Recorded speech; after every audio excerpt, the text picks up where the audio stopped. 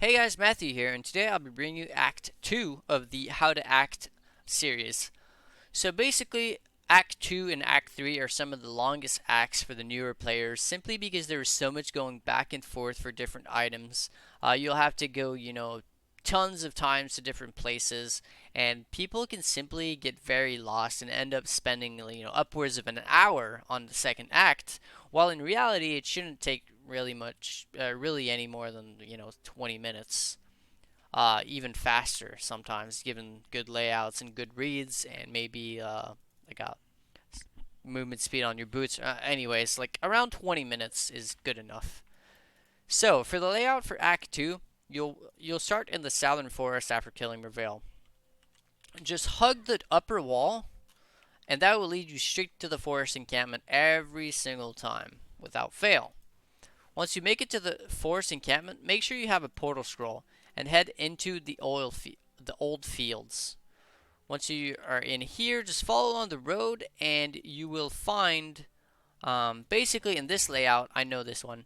In this layout, that you find this little like dead end here. The cave is actually right over here, which is a big debate. Wait, where is it again? Oh wait, is it not this one? Oh, so it can actually be in two spots. Okay, so this is good actually, that I get to show you guys this.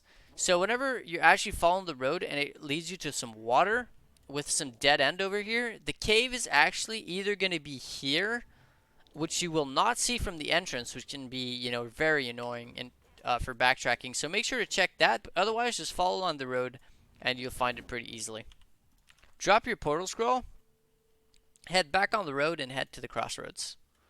At the crossroads, that's a static layout. It never changes. So just follow along the road until you get to the waypoint. Go back to town and take your portal back to the old fields and head into the den. It's time to go get our second Quicksilver. So 90% of the time, the den layout is actually going to look like this. You'll want to hug this wall over here. Just follow along this wall, and it should lead you basically to the White Beast, which is basically going to be here like 90% of the time. It's pretty easy to get lost in here, but if you follow that rule, just, follow on the top wall on the right side, very easy to find him. Once you've done that, just go ahead and log out. Make sure to talk to Yuna to get your second Quicksilver. Equip that before keeping, going on, because otherwise you're not going to get any flask charges. Once you've done that, go ahead and head to the crossroads. We're going to head upwards to the Chamber of Sins. Here, having a skill that can cross some gaps is pretty useful. It's going to allow you to save yourself a few seconds. Chamber of Sins is fairly simple for the most part. You'll want to zigzag your way basically to the middle of the map. It's really easy to figure it out because you can see the waypoint from very far. As you can see, I was about here and I was seeing the waypoint, so I knew I basically had to make it down here. And since at the entrance here I saw that this was a dead end, it had to be the next one. It's fairly easy. Getting to the Chamber of Sins level 2 is really easy. You want to just follow the hallway which is being pointed by the waypoints. For example, here it would be this one. If the waypoint was there, the exit would have been there. If the waypoint was here, the waypoint would have been here. It's like that every single time. Chamber of Sins level 2 for the most part is like always going to be down, but sometimes it does go up, so make sure to check beforehand. Otherwise, the first break into the path is going to be your trial, or a big debate because you suck. Again, wow, that's actually nutty. So for the most part though, the first like break in the room will lead you to their trial, but sometimes, as you can see here, there are some dead ends. Either way though, just run the trial. You don't have to actually hit anything in here. Just run straight to the end and just take your portal portal out. From here on out, you just want to basically follow the path. It's fairly linear. It's going to lead you to the skill point. In this layout, for example, it was on the opposite side of the trial, but sometimes it's going to be on the same side, which is why I checked just to make sure. Because if anything, it's not a very long dead end. It's just a single room. Compared to coming all the way down here, if it would have been a dead end, that would be way more backtracking, which is why I went ahead and checked, because I don't know every layout by heart. Once you make it here, kill Fidelitas, grab the Baleful Gem, and you're good to log out. We're pretty much done here. After you've done that, you can either talk to Groost to get your Herald, if you're, around level 16, or if you think you're going to make it to 16 before Weaver, but otherwise just head to the riverways. Just follow along the road. Having a movement skill that can cross gaps is very nice here because of these broken bridges. Just follow along the road to the waypoint, which is going to be here, and then keep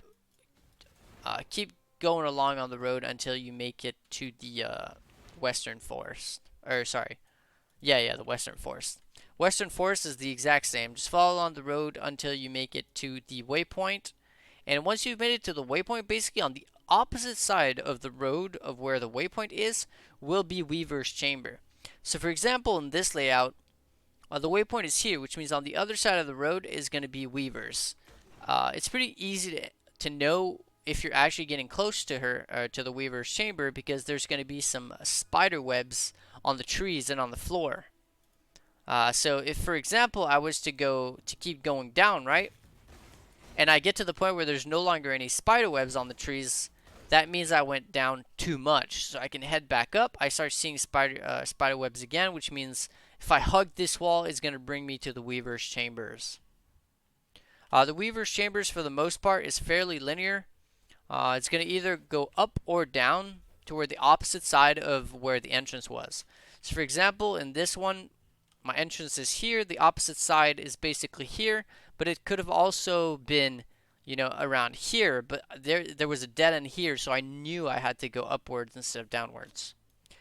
Either way, once you've done that, go ahead and kill the Weaver. Grab the the quest item, don't forget that, and log out. At this point is where it gets a little tricky. We'll head back to the crossroads and go down to the Fellshrine Ruins. It's time to go get our second trial. Just follow along the road in the Fellshrine Ruins. There is a faster way through, actually trying to cut through different layouts, but following the road is just fairly simple. It's safe, and you'll get, plenty of monsters to kill for XP and flask charges. And it's going to lead you to the right place every single time. No gambling or anything. Once you get to the crypt, it's a fairly linear layout as well. For the most part, if the entrance is here, the trial is either going to be around here or around here. It's going to be one or the other side.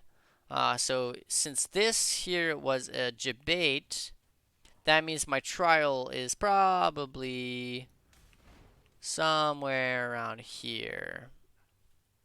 Oh, other side. So it's going to be around here. Alright. So this trial is always the same. You grab this lever, and then you just make your way to the door, open the door, and get your portal, and just log out.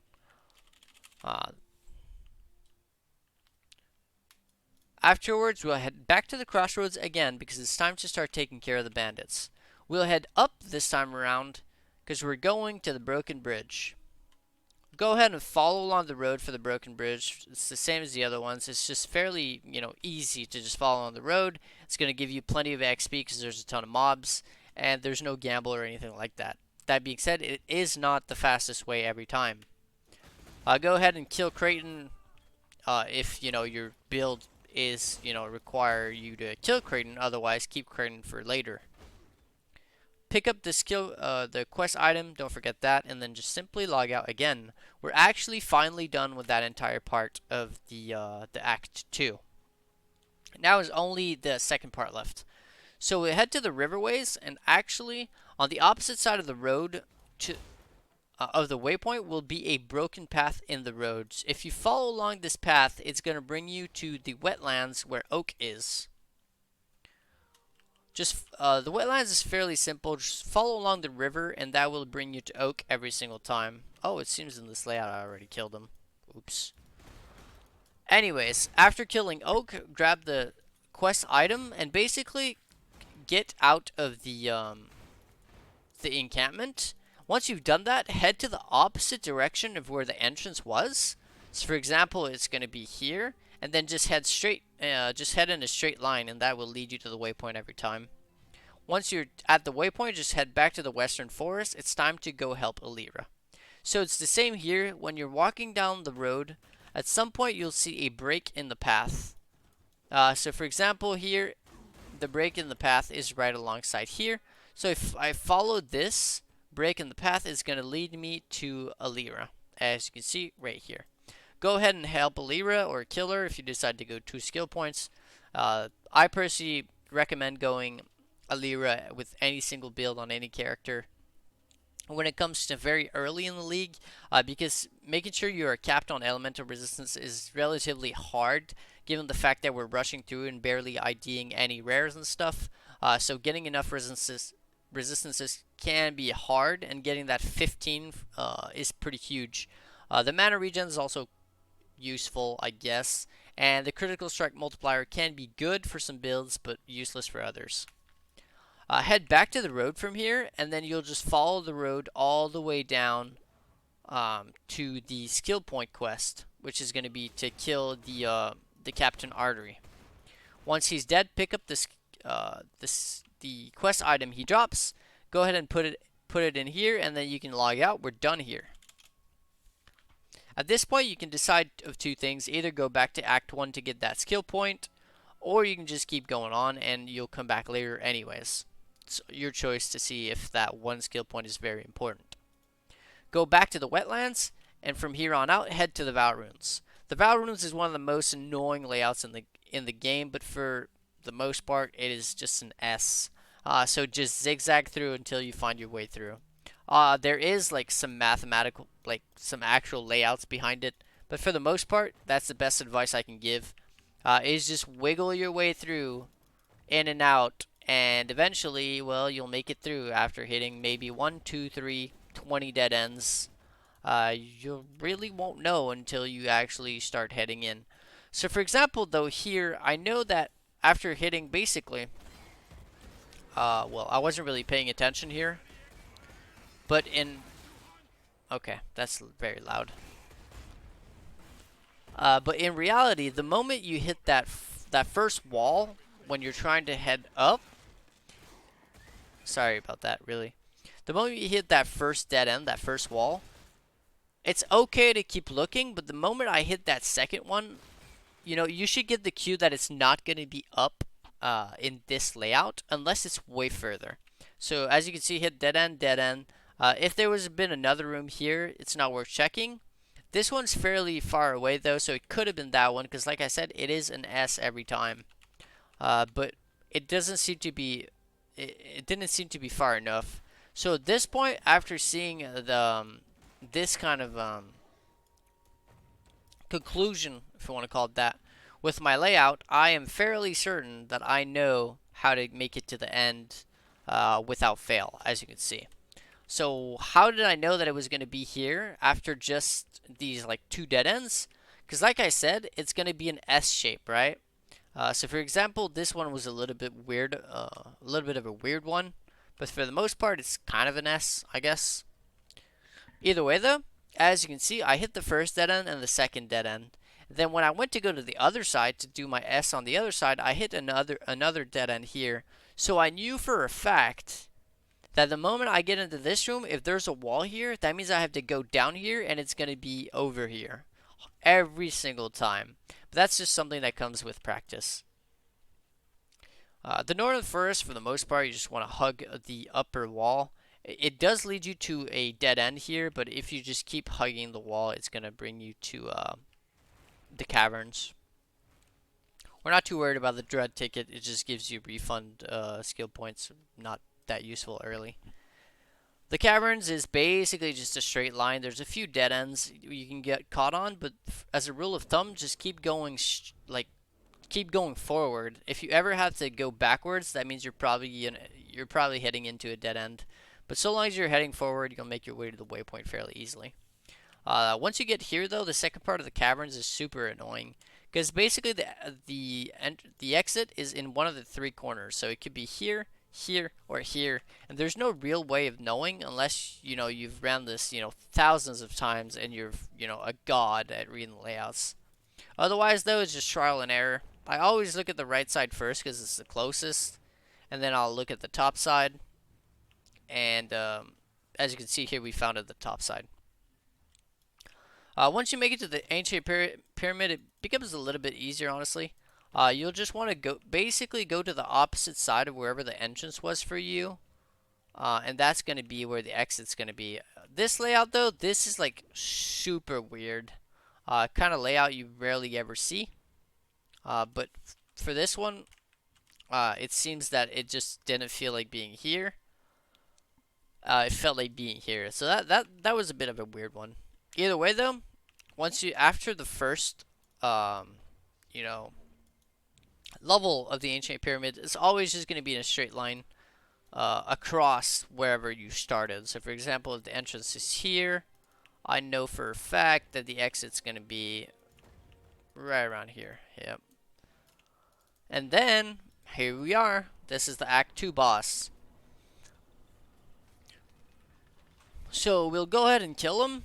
It takes a good time for him to actually, spawn. So this is a pretty good moment to do some inventory management. Deciding what you're going to keep, what you're going to sell, all that good stuff.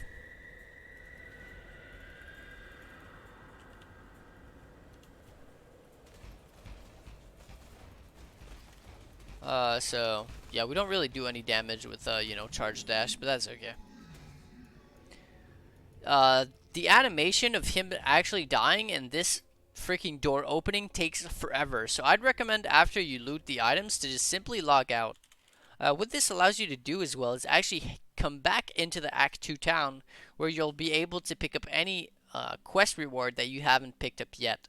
For example, maybe your faster attacks from Silk or your Arctic armor, whatever you're using for your current build. And buy the extra skill gems that you may need for your build from Yina for 1 orb of alteration each as well. Afterwards, if you haven't picked up your skill point quest from Act 1, go ahead and do that. Talk to Bestel. He'll give you the skill point for the quest in the Western Forest, the way forward. And from there on out, you're basically done with Act 2.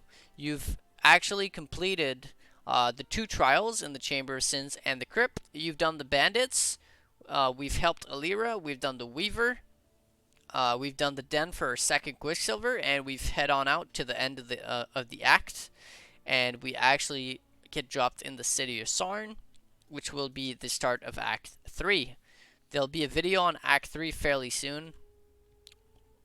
The goal for me is to make the video for every single act before the next league starts to help you guys, actually path correctly when it comes to the new league start to get to maps as fast as possible, because like I always say, that's basically one of the most important thing, getting to maps as soon as possible on a league start.